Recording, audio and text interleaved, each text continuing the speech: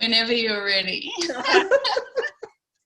Well, thank you everybody for joining us tonight on this Skill Up webinar, which is Commercial Leasing 101. Thank you so much for Jo Natoli from the Rental Specialist for joining us this evening, and she's going to talk us through, you know, everything that you need to know in regards to, you know, leasing a commercial premises, because it can be daunting, but after tonight, I'm sure we'll be more at ease. So thank you to Jo for tonight, and I will hand it over to you. Thank you so much, Rachel. Hello, everybody. I'm Jo Natoli. I'm the principal of the Rental Specialists, and welcome. So just a little bit about me. I am a property manager. I've been a property manager since 1991. I established the Rental Specialists in 1997. I am based in Sydney. My business is based in Sydney. So what I am talking about tonight, it is New South Wales specific, but in the commercial space in particular, there are not a lot of differences between the states. Now, we do provide specialist residential and commercial property management services across the whole Sydney metro area. So tonight's webinar is just Commercial Leasing 101, the things that you need to know about when you start your search for a commercial property. I hope it's, I'm just a little bit worried now speaking to Carol that it might be a little bit too basic for you all. No, but, no. But hopefully you find it, get a few little takeaways from it. So I wanted to firstly cover some of the jargon that we'll find in the commercial space. There's a lot of jargon, but what I've done for tonight is just picked out the main key words that you should familiarise yourself with. So your asking rent is the rent that the landlord is advertising the price at. It's fairly basic. It's usually quoted as dollars per square metre per annum. However, for smaller spaces, you may just see it advertised as an annual figure, and the asking rent will typically exclude GST. Everything in the commercial world is typically expressed as a dollar plus GST. So it's very, very different to residential. Commercial is always plus GST. The fit out, that's preparing the space ready for occupation by a tenant. Your floor space is a measurement in square metres of the horizontal space ready for occupation. And the amount of floor space you'll need is entirely dependent on how many staff you employ and how you like to work. The lessee is the tenant and the lessor is the owner. Somebody's playing some music. I'm sorry, it's giving me a bit of feedback. Sorry, that could be me. I'll turn it off. I'll mute everyone except for Jo. So make good is a provision where a tenant vacates the property and needs to return the property back to the same condition it was at the start of the lease. NLA is short for net lettable area, and that's the total sum of the floor space that's able to be occupied by a tenant, but it does exclude stairs and toilets and common areas and things that you can't really use. Outgoings are the expenses associated with running and maintaining a commercial property, such as your council rates, your water rates, your insurance, maintenance and repairs, and those sorts of things. And a sublease is an agreement where a tenant leases part or all of the space out to a leasing third party.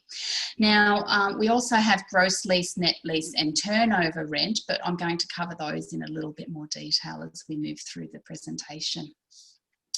So I wanted to talk about, firstly, you need to understand the types of leases that are available to you. Firstly, there is the commercial lease, and that is for any type of commercial property that is not a retail property. So it can be office space, warehouses or factories. The second type of lease, my slide isn't moving forward, I beg my pardon. There we go. The second type of lease is a retail lease, and a retail lease is used for any type of retail property. There is a separate Retail Leases Act legislation specifically for retail leases, and it does include shops in a shopping centre as well. Then we also have, so we have two different types of leases, but we also have several lease structures. The first one is the gross lease. A gross lease is where a tenant only pays a base rent amount and is not required to contribute any outgoings or other property expenses. And the base rent is charged to a tenant. It may consider the cost of the market rent, outgoings and other fees, and all of that is built into the base rent. However, you're paying just one lot of rent per month or per annum, and you will not receive invoices throughout the month or throughout your tenancy for any other outgoing or payable other than your consumables. It's very common to use a gross lease when we're talking about smaller properties. So it's just one payment per month and nothing extra. The next type of lease is a net lease, and on a net lease, the tenant is required to pay a base rent plus a contribution to the property outgoings or expenses. And in the category of a net lease, we have 4 different types of net leases. A single net lease is where the tenant will pay their base rent plus rates for the property, so that's council and water rates. A double net lease is where the tenant pays their rent plus rates plus the insurance for the building. And then we have a triple net lease, which is where the tenant pays their rent plus the rates plus the insurance of the building plus the maintenance and expenses. And then finally we have an absolute net lease, which is where in addition to the rent, the tenant takes care of absolutely everything, including any potential major repairs. Now, here in Australia, an absolute net lease is very, very uncommon. The most common net lease we will see is the double net lease, and from time to time we'll see triple net leases, but they're usually for properties where there's just one tenant occupying a whole building. Does anybody have any questions so far about anything? If you do have any questions, feel free to pop them into the chat box. I can't actually see the chat box at the moment, but perhaps Rachel can let me know if any questions pop up.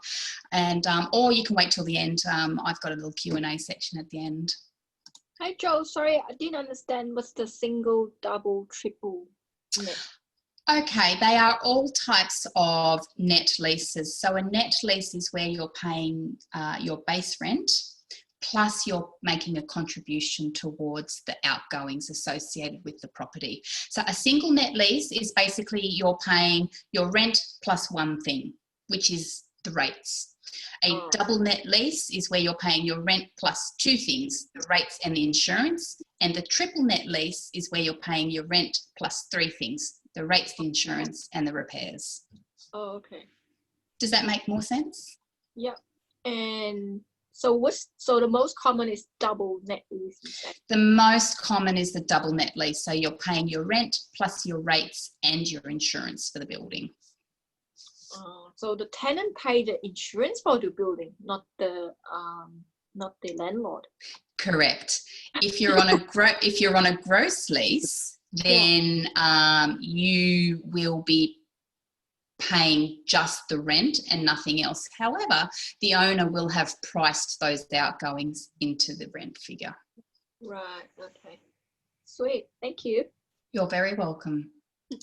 We've just had one comment in the chat so far, which was from Jessica, which was basic is perfect for her. So oh yes, I did see that. Yes, thank you. So just a word on net leases and outgoings. every single outgoing that the owner wants to build into the lease agreement must be disclosed to you on a disclosure statement at the beginning of, before you've even signed the lease. The disclosure statement forms part of the legal documentation. So if they haven't disclosed to you something, then they can't actually ask you to pay for it. So if they have disclosed it, then they can include it.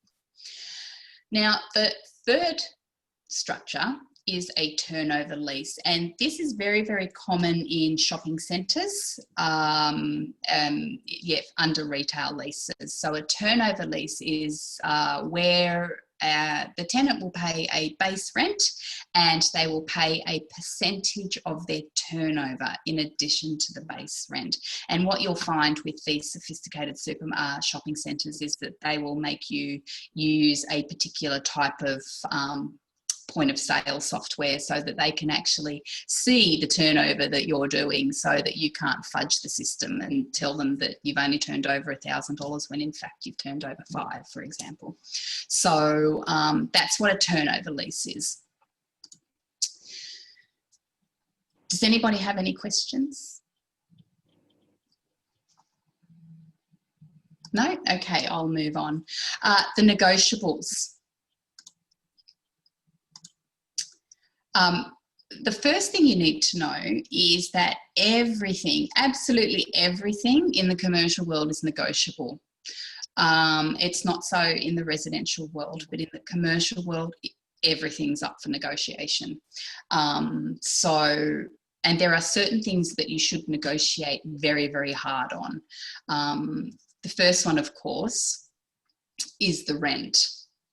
Now, to negotiate on your rent, you need to do some homework. You need to make sure that you do some market research and look at similar properties in the area and what their current rates are, and that's so that you can make sure that you're getting a good deal. Oh, is that my computer? Mine. That's a new noise I haven't heard before. Now, if you're prepared to enter into a longer lease term, this could be an avenue for you to be able to negotiate a lower rent, as landlords are typically quite keen to keep their properties tenanted and avoid vacancy. Shorter terms with options are great for a tenant, but longer terms are, better for landlords. They like longer terms, and if you're offering a longer term, you may be able to offer, they may give you a lower rent as compensation. The second thing is rent incentives. Now, there are a couple of different types of rent incentives that I would encourage anybody to negotiate really hard on. The first one is, so does the property need touching up, or do you need to do an extensive fit out? If you do, then ask for a rent-free period, and this will allow you time to get your new space ready and not have to start paying rent before you're actually starting to trade. If you don't want to ask for a rent-free period, oh, and by the way, don't suffer from being too shy to ask. It's so common, it's not funny. So don't ever be shy to ask for rent-free periods or rent incentives or fit-out contributions. It's part of the game. As I'm downplaying it, but it is kind of a game almost. So don't be afraid to ask, and be a bit ballsy. Anyway, so it's worth asking for a rent-free period so that you don't have to pay rent whilst you're fitting out and you're not actually trading. Alternatively, if you don't want to ask for a rent-free period, ask for a rent incentive. So, for example, ask for the first 6 months to be at half rent, or some such thing that you can negotiate. Again, the landlord is very, very keen to have a tenant in their property, and because when a commercial property is vacant, the vacancies tend to be quite quite long. So the landlord would be very, very keen to offer incentives to a tenant to lease their property. Lastly, you can ask for a fit-out contribution, and a lot of landlords will agree to the fit-out contribution to entice tenants into their property, and it could be anything. You can ask them to contribute to the painting, you can ask them to contribute to the flooring, you can ask them to contribute to almost anything. The worst they can say is no. But a lot of landlords are very accustomed to being asked for fit-out contribution. So ask and negotiate. And because now, whilst you're looking for a property, is the only time you can do it. So go for it and go as hard as you can. Outgoings are a little bit tricky to negotiate with because they're typically fixed costs that a landlord pays to hold a property, but you can try and negotiate to just pay a portion of the outgoings instead of 100% of the outgoings. Or you can negotiate to pay some of the outgoings but not others. So that would come down to your single or double or triple net lease. And, you know, I've seen hybrid leases where somebody will be on a single net lease, for example, but they will agree to pay for the maintenance of the garage door, for example, if it's a warehouse or some such thing. So do your best to be quite picky and negotiate as hard as you can. The worst they can say is no. Or what you can do also is with your outgoings, you can collar your outgoings and cap your outgoings. So a collar is like is a lowest amount. So the landlord might say, are we able to get these slides or emails? Sure, no problems. I think Rachel was saying though that it's being recorded and everyone will get a copy of the recording anyway. Yeah, yeah, so as I was saying, a collar is the lowest amount that a landlord would accept, or the lowest amount of the outgoings that you would agree to pay, and a cap is obviously that you will only pay up to so much and then not beyond that. So if the landlord is insistent on retrieving some sort of outgoings payment from you, then you can say, you can cap it at whatever it is. So just say water rates are $300 a quarter, cap it at $200 a quarter or some such thing. So again, the worst they can say is no. So I really encourage anybody to just negotiate as hard as they can whilst you're in these early stages, because it's the only opportunity that you have to do it, really. Your option periods are a big negotiating point for you. So an option to renew your lease benefits both you and the landlord. Now, just briefly, an option is the right to extend your lease beyond its initial term. So a typical longer term commercial lease might be a 3-year fixed term plus 2 3-year options, and it's expressed as a 3x3x3. And so the 2 last by 3s are your option periods. So the advantage of an option for you as a tenant is that you have an automatic right to extend the lease on exactly the same terms once your fixed term lease has expired. Your landlord actually can't prevent you from exercising your option period. You have the control in that aspect of your lease. However, please be aware that there are very, very specific time frames written into the leases about when you can exercise your options, and it's usually between 6 and 3 months prior to the expiration of the lease term, I hope that makes sense. So you need to be very, very mindful of your timeframes in your lease and act accordingly. In commercial leasing, time is of the essence, so you've got to be really, really careful. But as I was saying, a landlord can't stop you from exercising your options. So if you're experiencing any sort of trepidation about entering into a lease agreement for the first time, perhaps ask for an initial 1 year or 2 year term so you can test the waters, and then ask for longer option periods following that initial term. And the landlord will still look at it psychologically. He'll look at it still as, say, a 7 year lease, a 2 year lease plus a 5 year option. He will look at it as a 7 year lease, but it gives you some power, and it also gives you some comfort that after the 2 years is up, but again, working within very specific timeframes, after that 2 years is up, you can vacate the property without any repercussions to you. So negotiate your options and think about what your concerns are, and think about how you would like your business to progress and what your growth plans are, and try to structure your option periods accordingly.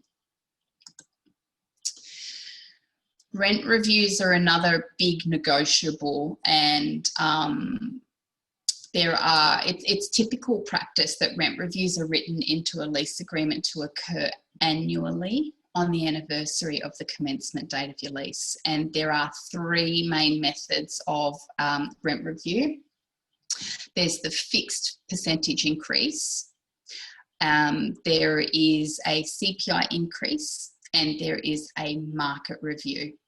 Now, negotiating rent reviews will involve you doing a little bit of thinking about what you believe will occur over the next few years with your business and with the economy. For example, the landlord may propose a CPI increase each year for the next 3 years. Have a look at what the current CPI is and consider if you think the CPI will increase.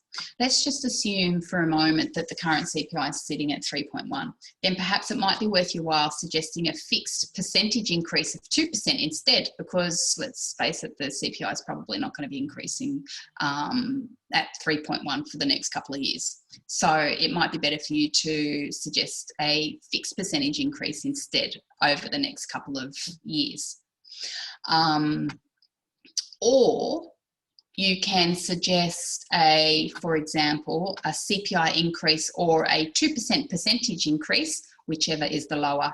So you can have hybrid type rent reviews as well, written into your lease.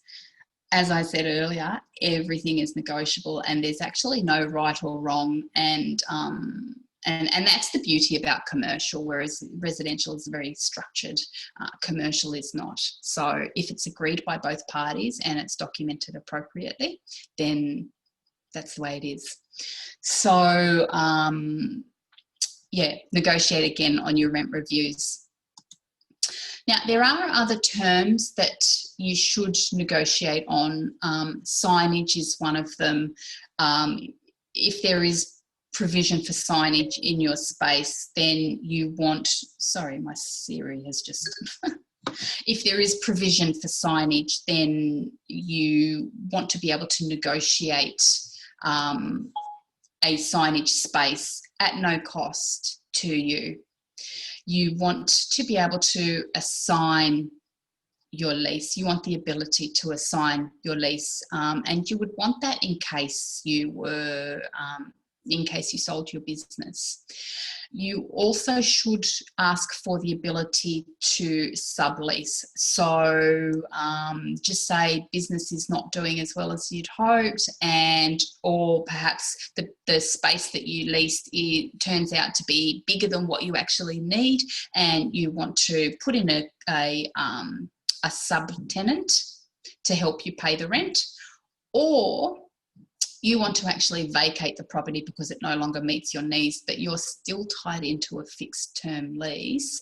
You want the ability to sublease, so you vacate and you put somebody else in to take over the responsibility of your rent payments. You are still responsible for the lease, but then you in turn become like a landlord, and the person that you put in becomes your tenant. So you want that ability to sublease.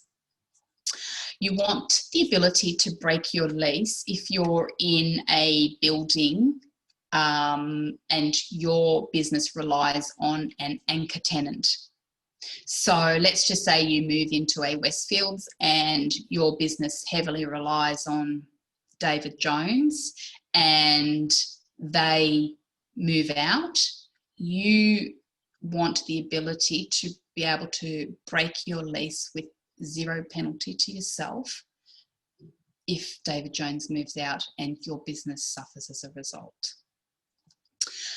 Finally, you want exclusivity, especially if you're in a multi-tenanted building. For example, I keep going back to shopping centres because they're such an easy example that everybody's familiar with, although this probably isn't a great example. But just say you're you move into a business and you want to be the only, well, for me, if I'm moving into a building, I want to be the only property manager in that particular building. If I'm moving into an administrative building that is filled with other professional services and we all have relationships that rely on each other and we all refer in business to each other, then I want exclusivity that I'm going to be the only property management business in that particular building.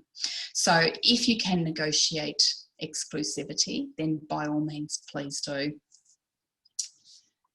Now, is there, have any questions arisen? Yeah, we just had one. How can we find out the rents within a shopping centre? Is that readily available? Oh, that's really hard to find out because shopping centres are very, very secretive about what their rents are. But there is nothing stopping anybody from approaching the current tenants and asking questions. There is absolutely nothing. But also, tenant representatives will also have that information very, very readily. A lot of tenants use tenant representatives to source out appropriate commercial spaces for them to occupy for their businesses. And then they also negotiate the lease terms on your behalf. And so they act like your buyer's agents, but for commercial leasing. And they call themselves tenant representatives or tenant advocates. So they are a wealth of information and they have this information readily at hand. But yeah, so excuse me, that's how, otherwise it's quite difficult. Excuse me, just one moment. Oh, I'm sorry. So too much talking. I'm not used to speaking so much. There's lots of wisdom nuggets already. Love that, Kirsty. Excuse me. Okay, so do all leases are, no, excuse me, I just have to mute myself for 1 second. All right, the question that's come through, I'll read it for people. I can't find the mute button. This is long term. Is there any possibilities to start for only 6 months? There you go, Joe. I muted you.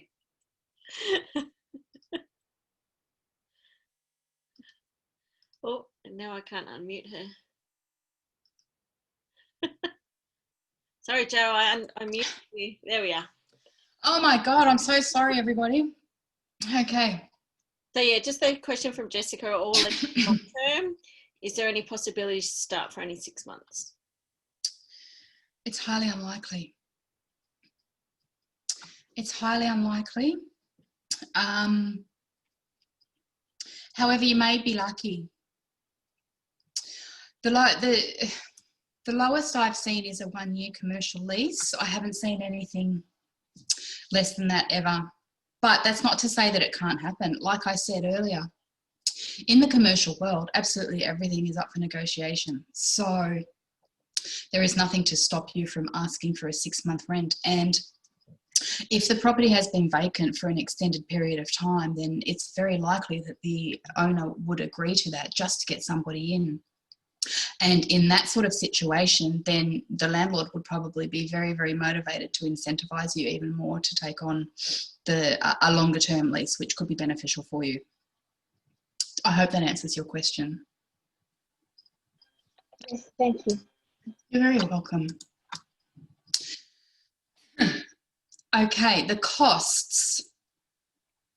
There aren't too many costs. The landlord may ask you for some form of financial security when the two of you are negotiating the lease, and that's simply called the security for the lease. Now, the security can be a fixed amount, or it can be an amount that is equal to a certain number of months' rent. It's very common. Between 3 and 6 months is very, very common security. Now, the security can be in the form of a cash bond or a bank guarantee. And for those who don't know what a bank guarantee is, it's a promise by your bank, assuming that you're the tenant. It's a promise by your bank to pay to the landlord an amount up to an agreed limit.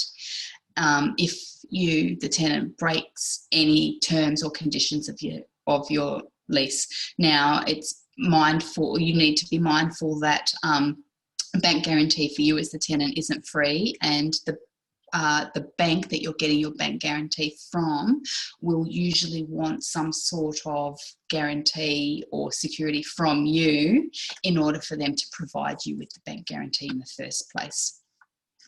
The other type of guarantee is a third-party guarantee, which is a promise by a guarantor to pay the landlord if you break any of the terms or conditions of the lease. It's important. Look, the landlord can draw on the security bond if you fail to comply with any of the terms and conditions of the lease, or if you damage the property. Now, with respect to a cash bond, the cash bond must be sent to the Small Business Commission to be held in trust if the lease is a retail lease. If it's a commercial lease, then the landlord doesn't need to do that. However, it is best practice that it does get done. However, there are many, many instances where the cash bond will just be held in the landlord's bank account, or they will spend it, or the agents will hold it in their trust account on behalf of the owner. You have the right to request that it be sent to the Small Business Commission, and in the case of a retail lease, then it absolutely must be sent to the Small Business Commission, which is the equivalent of the Rental Bond Board, but for the commercial world. Now, for a bank guarantee, if the owner wants to claim on your bank guarantee, the owner does not need to give you any notice whatsoever, and the bank must honour the bank guarantee. So, at least with a cash bond, there is a conversation that needs to take place and a negotiation that needs to take place, because the Small Business Commission won't just release your cash bond willy-nilly just because the owner has asked for it. So it is a safer form of agreement, of security rather, for you as the tenant. So just think about that when it comes time to have that conversation about not deposits, about bonds and things like that. Insist on a cash bond. That's of course if you do have the cash available, and insist that it gets sent to the Small Business Commission, because you're protecting yourself by doing so. Legal fees are the other cost. Retail leases. Under the Retail Leases Act, the landlord must pay for the costs of preparing the lease agreement. However, you as the tenant need to pay for your own legal advice in relation to the lease. The landlord also has to pay for any mortgage consent fees. In a commercial lease, however, the landlord can request that the tenant pay for the lease preparation. When a lease gets signed and it has to be registered, then the tenant pays the registration fees to register the lease. Any lease, whether it's retail or commercial, that is over 3 years must be registered. Now, finally, you will need to personally guarantee that if the business doesn't pay the rent, you will. So if you have a business disruption, you will need to find the money to pay the rent, because you'll be called on personally to do so. And lastly, retail lease, as I was alluding to earlier, retail leases with a lease period of more than 3 years, and that includes any options. So even if it's a 1-year lease and a 2-year option, it's considered a 3-year lease, even though you don't need to take up those last 2 years. Any lease, any retail lease of more than 3 years it must be registered, and this helps protect your interests. A lease term of less than 3 years can be registered, but only if both the landlord and tenant agree to do it. However, to register a lease, it needs to be in what's called a registrable form. So it's a fancy way of saying it needs to be on a proper lease document.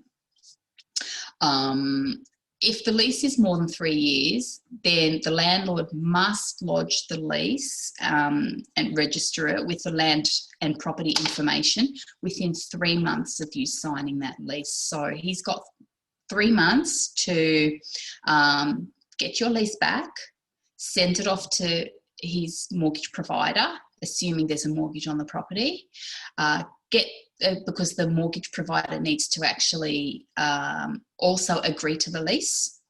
And then once the mortgage provider has signed the lease, then the landlord needs to send that lease to the land and property information and have it registered on title. And I can't urge anybody enough, even if it's a 2-year lease or a 1-year lease, go through the motions of getting that done, because it protects you in case of a mortgagee in possession. If your lease isn't registered and the landlord runs into trouble and the mortgage provider decides to take possession of the property, if your lease is not registered, you have no protection and you can be evicted regardless of whether there's a lease agreement in place or not. If, however, your lease is registered on title, you cannot be evicted for the term of your lease. So it's so important that you get that done.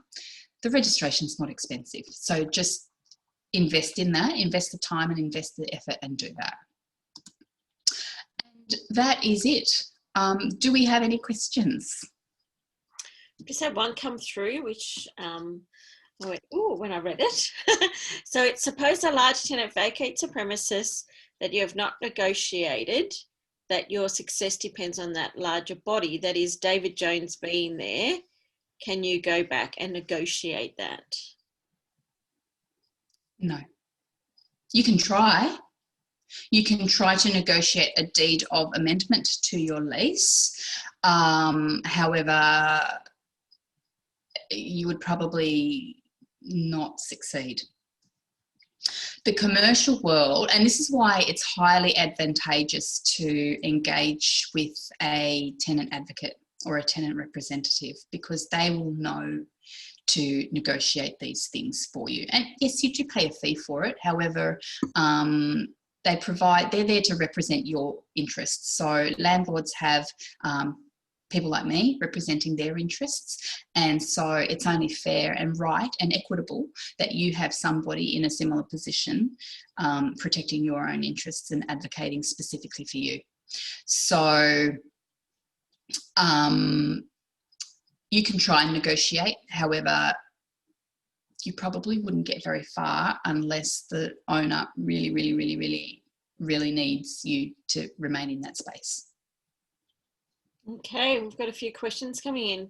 Awesome, fantastic. No, bring them on. How does it go with not-for-profit social enterprise? Can you use DGR status to negotiate rent? Not really. Not really, because it's still the commercial world.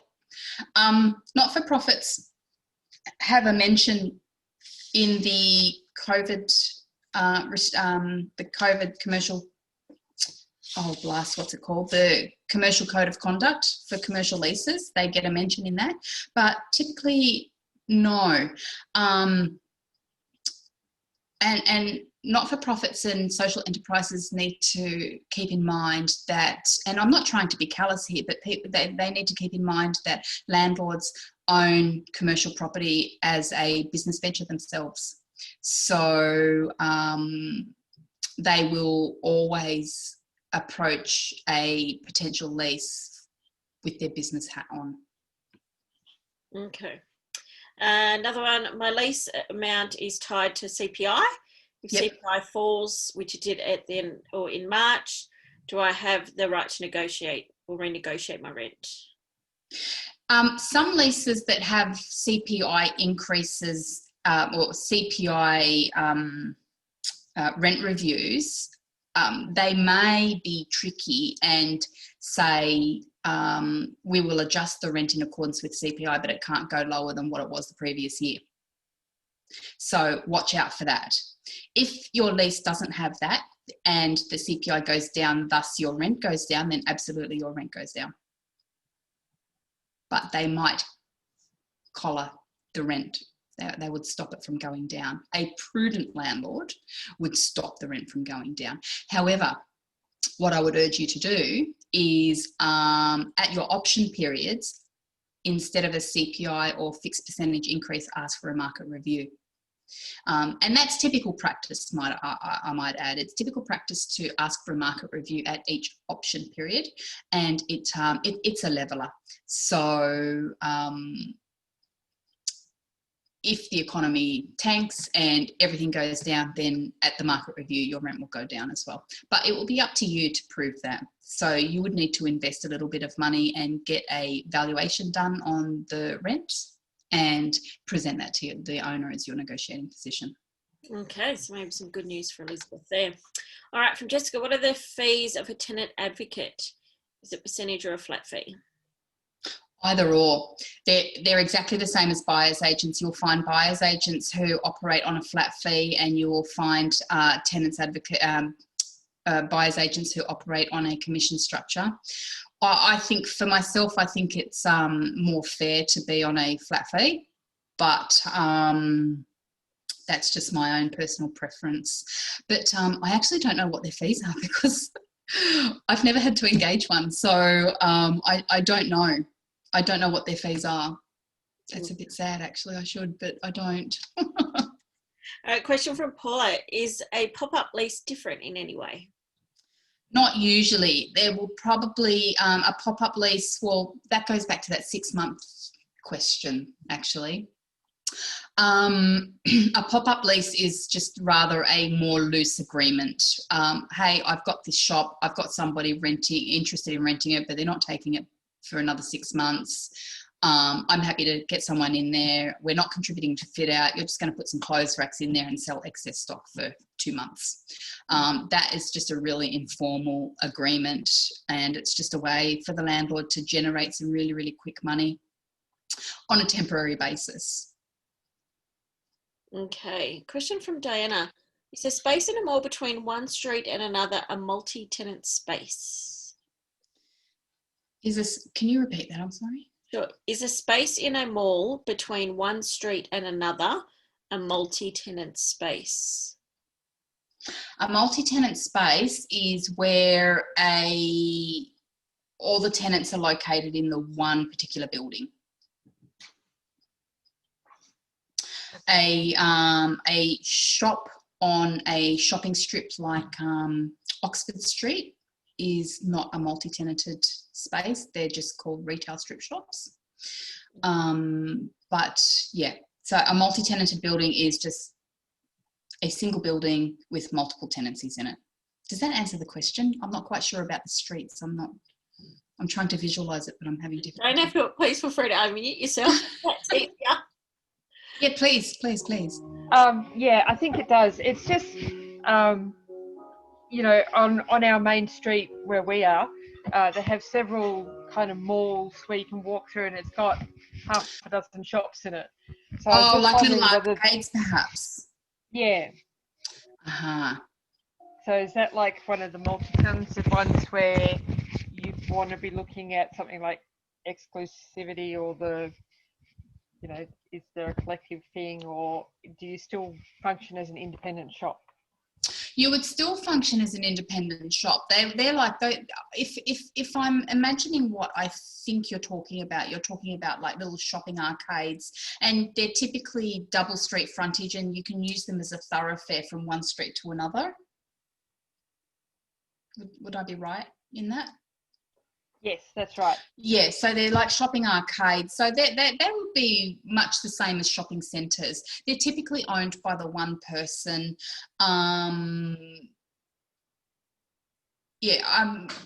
You will find exclusivity more so in the professional services spaces rather than in the shopping spaces.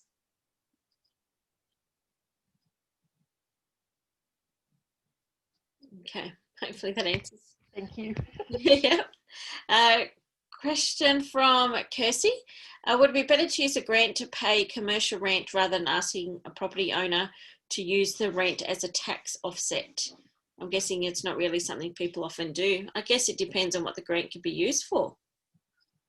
Could it? Yes, that's right. And do you know that that is probably an excellent question for an accountant to answer rather than me, and I'm not an accountant.